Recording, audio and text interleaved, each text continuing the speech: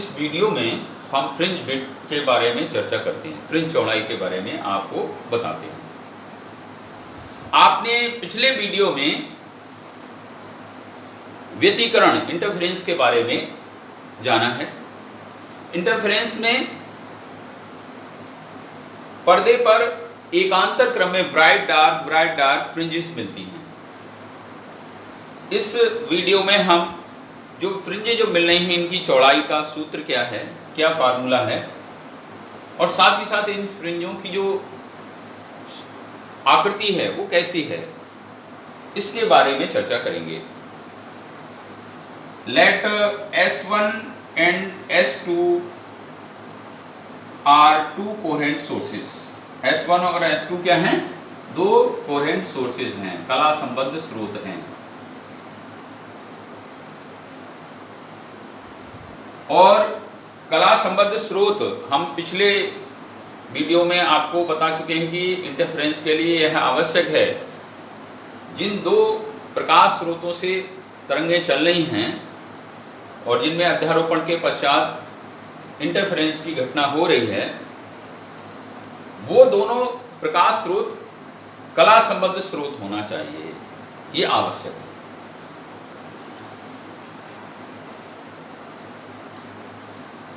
To D be the distance between these two sources. 2D क्या है? इन दोनों स्रोतों के मध्य की दूरी है।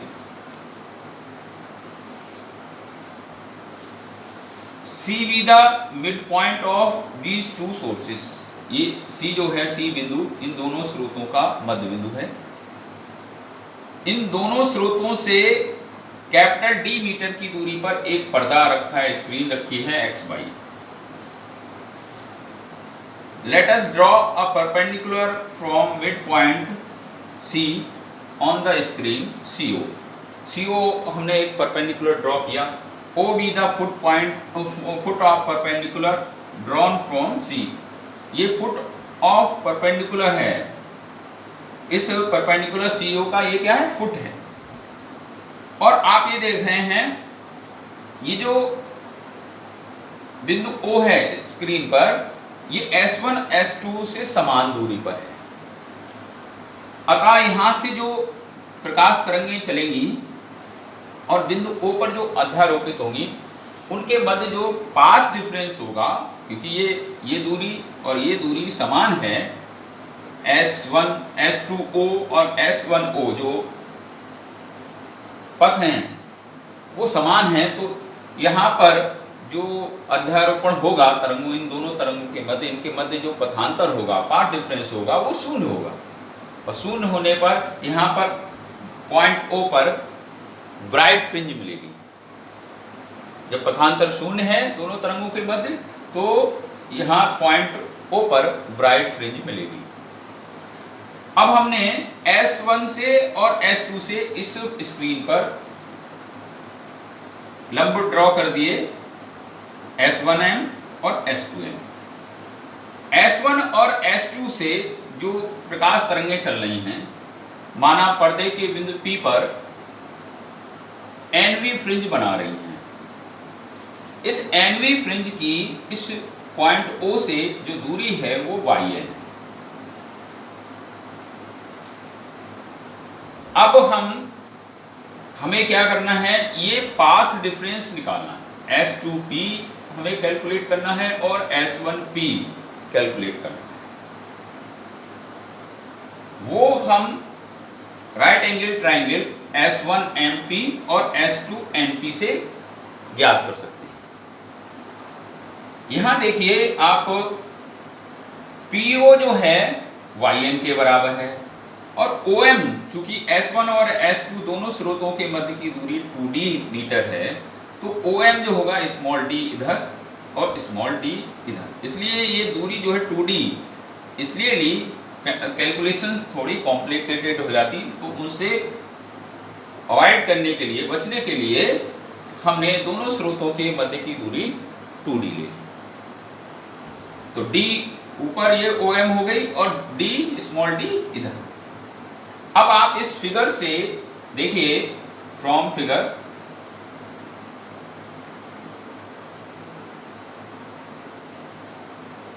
पी एम जो होगा वो हो जाएगा O P minus O M. P M जो होगा ओ पी है वाई एन और ओ एम जो है स्मॉल टी। इसी तरह से पी एन जो है वो हो जाएगा O P plus O N, O P plus O N, O P plus O N, ये Y N plus D.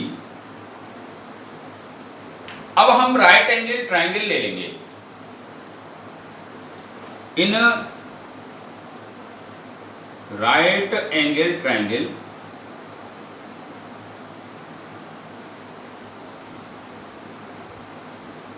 Triangle कौन सा लेंगे? S1MP।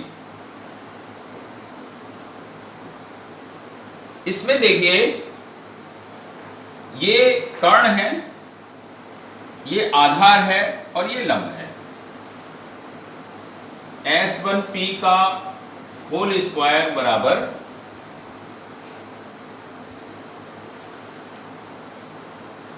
S1M का होल स्क्वायर प्लस PM का whole square.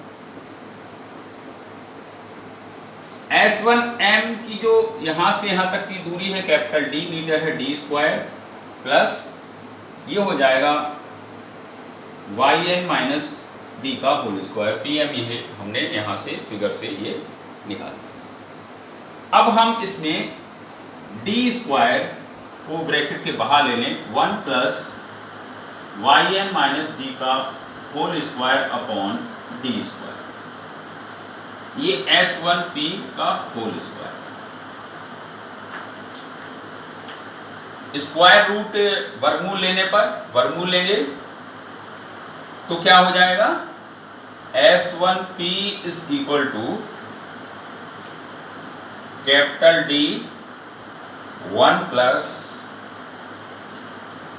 YN minus D का whole square upon D square और इसकी power half. Now applying binomial theorem, इसमें हम बाइनोमियल थ्योरम लगाएंगे इस पोर्शन में। तो क्या होगा, क्योंकि ये जो टर्म है वो 1 से कम होगी, क्योंकि कैपिटल D पर्दे की दूरी ज़्यादा है, दोनों स्रोतों के मध्य की दूरी बहुत कम है। और स्मॉल d आप करें तो ये टर्म जो YN माइनस D है वो कैपिटल D से कम होगी। तो हम इसमें बाइनोमियल जब लगाएंगे तो 1 प्लस NX और बाकी पद जो होंगे टर्म्स होंगी वो छोटी होंगी तो उनको हम निग्लेक्ट कर देंगे। YN माइनस D का whole square upon D square, ये आपने बाइनोमियल 1 प्लस x की पावर n को लिखा जा सकता है, जबकि x का मान क्या हो, 1 से कम हो तो हो जाएगा 1 प्लस NX। इस तरह से और भी टर्म्स आगे निकलेंगे, केवल 2 टर्म्स को ले लेंगे क्योंकि आगे की टर्म x स्क्वायर के रूप में आएगी, n into n minus 1 upon factorial 2x square. तो x का मान 1 से कम है, स्क्वायर करेंगे तो और छोटा हो जाएगा ना। तो इसलिए हम शुरू की 2 टर्म 1 प्लस NX, तो इसलिए इसको हमने बाइनोमियल थ्योरम से इसको एक्सपेंड कर दिया, बाइनोमियल थ्योरम। ये हमने थ्योरम से इसको एक्सपेंड किया और बाकी टर्म्स जो हैं आगे की निगलेक्ट कर दी। अब D को अंदर ले जाएंगे, D YN माइनस D का होल स्क्वायर अपॉन 2D, क्योंकि D से एक स्क्वायर यहाँ नीचे क्या बचेगा, केवल D बचेगी, 2D हो गया। तो ये S1P यानी यहाँ से S1 से जो चल रही है तरंग P पर पहुँच रही है उसका पथ निकल आया, उस दूरी को हमने कैलकुलेट कर लिया। इसी तरह से सिमिलरली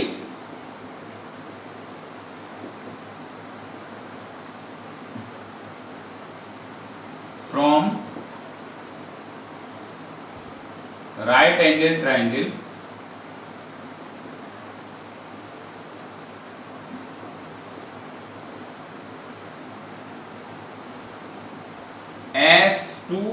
NP, S2NP से भी हम इसको कैलकुलेट करें तो क्या आएगा,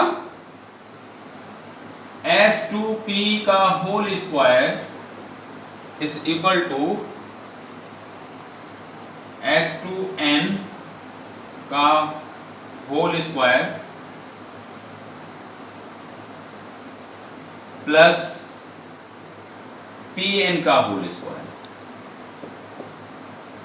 तो ये हो जाएगा कैपिटल D स्क्वायर और यहाँ Yn प्लस D का होल स्क्वायर। इसमें भी हम वही बायनोमियल थ्योरम को बाद लगाएंगे और S2P निकालेंगे। S2P अगर पहले हम देखेंगे, हमने स्क्वायर रूट लिया तो S2P is equal to, sorry S2P पहले D स्क्वायर, इसमें से बाहर ले लिया ब्रैकेट में, ब्रैकेट से बाहर 1 प्लस Yn प्लस D का whole square upon D square. अब आपने वर्गमूल ले लिया तो S2P D 1 plus Yn plus D का whole square upon D square और इसकी पावर हाफ। इसमें भी बायनोमियल थ्योरम लगा देंगे तो क्या हो जाएगा, S2P D 1 plus half Yn plus D का whole square upon D square.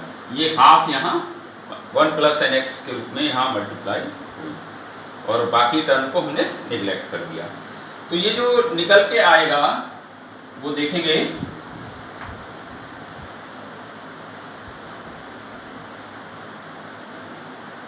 Term आएगी निकल के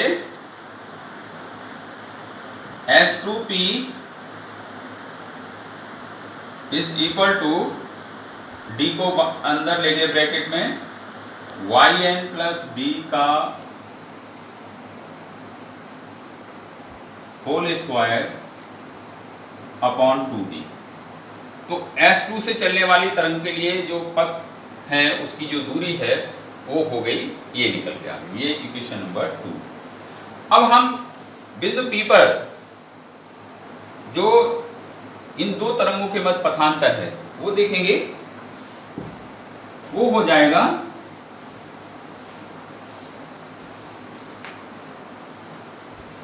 path difference at point P। क्या हो जाएगा, S2P माइनस S1P। S2P जो निकाला है D plus Yn plus D का होल स्क्वायर अपॉन 2D और S1P है D plus Yn minus D का होल स्क्वायर अपॉन 2D। यहाँ जब इसको हम हल करेंगे तो D plus Yn plus D का whole square upon 2D minus, इस ब्रैकेट को अंदर ले जाइए, Yn माइनस D का whole square upon 2D। D से कैपिटल D है कैंसिल, यहाँ 1 अपॉन 2D बाहर और इसमें रह जाएगा Yn प्लस D का whole square minus Yn minus D का होल स्क्वायर। इसको जरा सिंप्लीफाई करेंगे, a प्लस b के होल स्क्वायर से इसे खोलें, Yn square plus D square plus 2YnD, ये हो गया, और इधर Yn square plus D square minus 2YnD। अब देखेंगे आप S2P माइनस S1P जो पार्ट डिफरेंस है P पॉइंट पर, वो क्या निकल के आया, S2P minus S1P is equal to 1 upon 2D और Yn square plus D square plus 2YnD, इसको इस तरह से माइनस, इस माइनस को ब्रैकेट के अंदर ले गए तो माइनस का yn square minus D square plus 2y and D, ये yn square D square cancel, तो आ गया ये 2y एंड डी और 2y and D 4y and D upon 2d, 2 से ये कैंसिल हुआ 2y and D upon D. ये path difference निकल के आया जो S1 और S2 से जो तरंगें चल रही हैं, प्रकाश तरंगें, और बिंदु P पर जो है अध्यारोपण कर रहे हैं, तो उनके अध्यारोपण के पश्चात जो पाथ डिफरेंस निकल के आया तरंगों के मध्य, वो ये निकल के आया 2y and D upon capital D। This is the equation number 3। अब अगर हम देखेंगे जो एनवी फ्रिंज है यहाँ पर जो बन रही है, ब्राइट है तो क्या होगा और डार्क है तो क्या होगा, वो दूरी yn क्या निकल के आएगी उस स्थिति में। अगर हम यहाँ पर देखें कि अगर ब्राइट P बिंदु पर ब्राइट फ्रिंज मिल रही है तब और डार्क फ्रिंज मिल रही है तब, तो हम देखेंगे पहले ब्राइट फ्रिंज के लिए, for bright fringe, for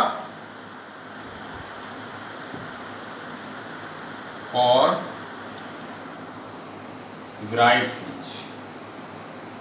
bright fringe के जो होती है जब कंस्ट्रक्टिव इंटरफेरेंस होता है तब प्राप्त होती है, संपोषी व्यतिकरण होता है। तो जो पाथ डिफरेंस है 2y and d upon d, ये किसके बराबर होना चाहिए, ये जो है even multiple of lambda by 2, समपोषी समगुणक। समगुणक किसका हो, सा से सम सा से समपोषी। हमने पिछले वीडियो में आपको बताया जो पाथ डिफरेंस है लैम्डा बाई 2 का समगुणक, तब जो है यहां पर आपको ब्राइट फ्रिंज प्राप्त होगी। For bright fringe the path difference is equal to a1 multiple of lambda by 2, where lambda is the wavelength of the light waves। 2 से ये 2 cancel, 2n is the even number, तो yn हो गया n d lambda upon 2d। यह बिंदु O से bright fringe की दूरी का फार्मूला निकल के आ गया, yn is equal to nd lambda upon 2d। 2d is the distance between two coherent sources and capital D is the distance of screen from these two coherent sources, and small n is the number of fringe and lambda is the wavelength of light, monochromatic जो source of light. ये जो दोनों स्रोत हैं, एक these are not independent sources, these are the dependent sources, कला संबद्ध स्रोत हैं, ये डिपेंडेंट सोर्सेज हैं। तो जो लैम्डा है वो मोनोक्रोमेटिक लाइट की वेवलेंथ है। ऐसे ही हम for dark fringe, dark fringe के लिए क्या निकल के आएगा, ये जो पाथ डिफरेंस है वो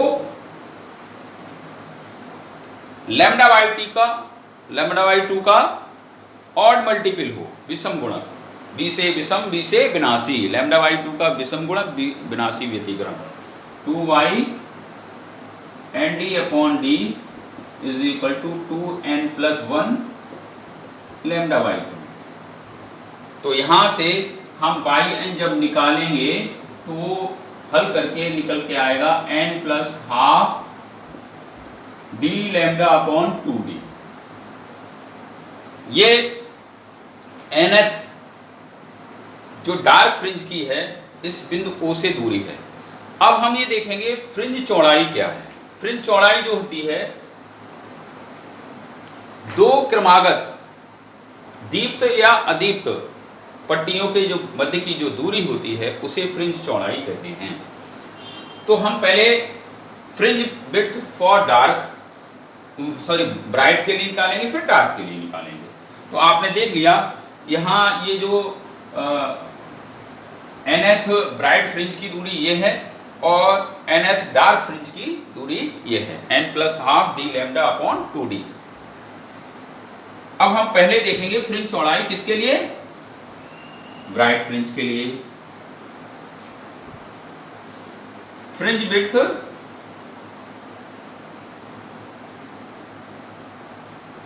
फॉर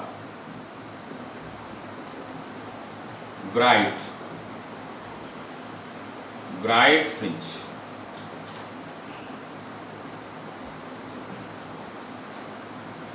दो क्रमागत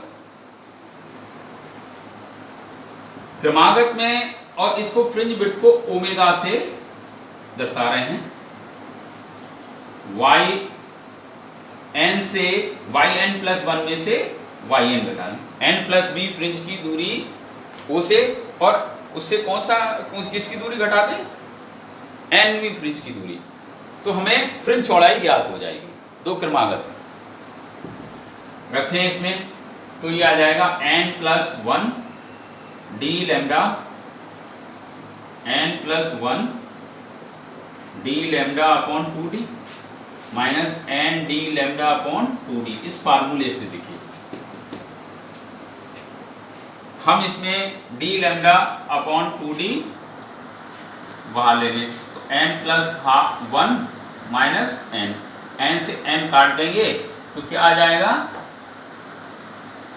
फ्रिंज विड्थ जो है d लैम्डा अपॉन 2d निकल जाएगा। ये फ्रिंज विड्थ है किसके लिए,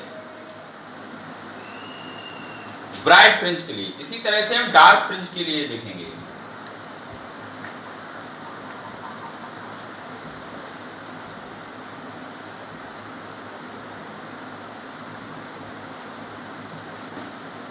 फॉर फ्रिंज विड्थ फॉर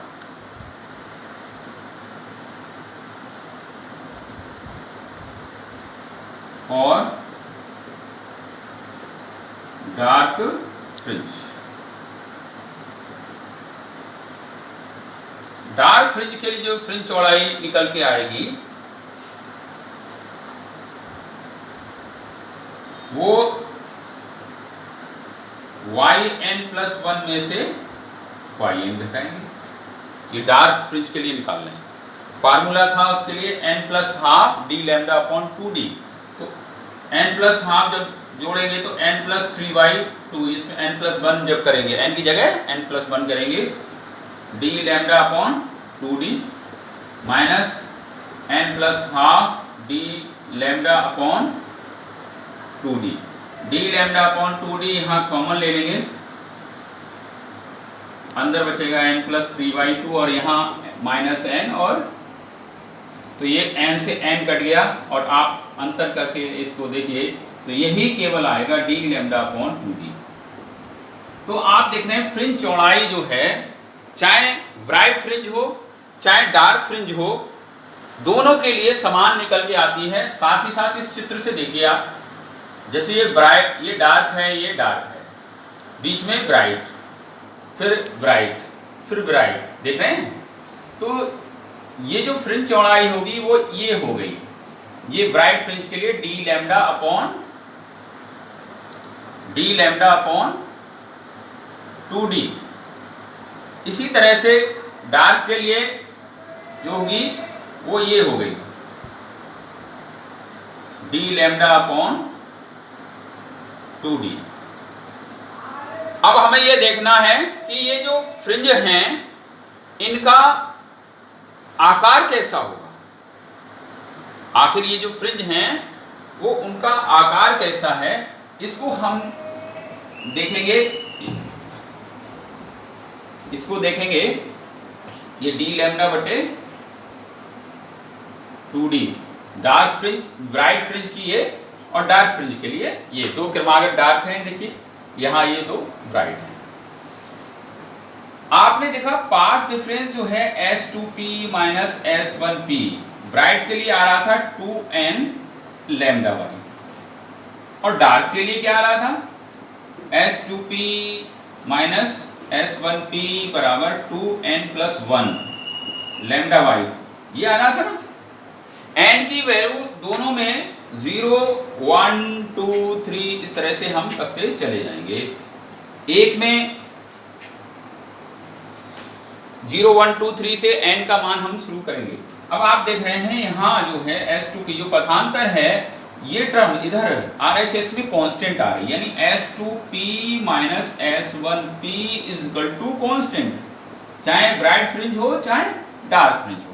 और ये जो पथ का जो समीकरण आया, ये हाइपरबोला का है, तो इसलिए जो इन फ्रिंजेस की जो आकृति होती है वो हाइपरबोलिक होती है। हम यहाँ पर कोणीय फ्रिंज चौड़ाई भी निकाल सकते हैं, angular fringe width. Angular fringe width जो होगी वो थीटा से डिनोट करेंगे, और वो हो जाएगी ओमेगा अपॉन कैपिटल डी। पर्दे की जो दूरी है उसको फ्रिंज चौड़ाई से भाग कर देंगे, तो D lambda upon 2d upon capital D, D से डी कट गया, लैम्डा अपॉन 2d आ। धन्यवाद।